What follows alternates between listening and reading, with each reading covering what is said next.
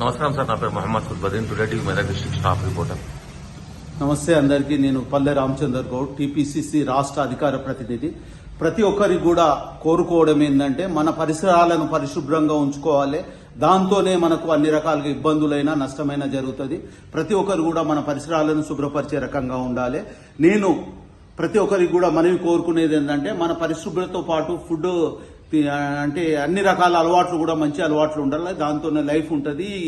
ఈ కాలుష్య యుగంలో మనం అందరం కూడా ప్రశాంతంగా జీవించాలంటే అలవాట్లను కూడా ఉండాలి. ఫుడ్ కూడా డైట్ కూడా మెయింటైన్ చేయాలి. దాంతో పాటు శారీరక శ్రమ కూడా చేయాలి.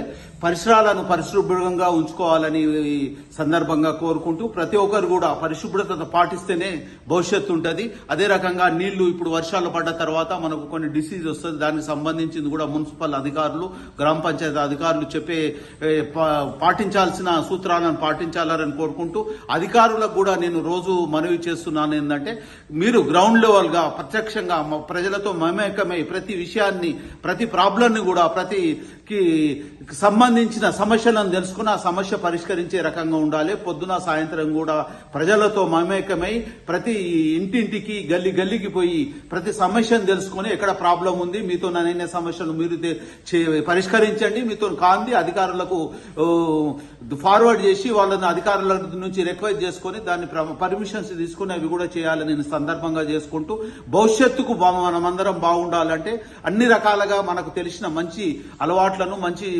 పరిశుభ్రంగా ఉండాలని సందర్భంగా తెలియజేస్తున్నాం.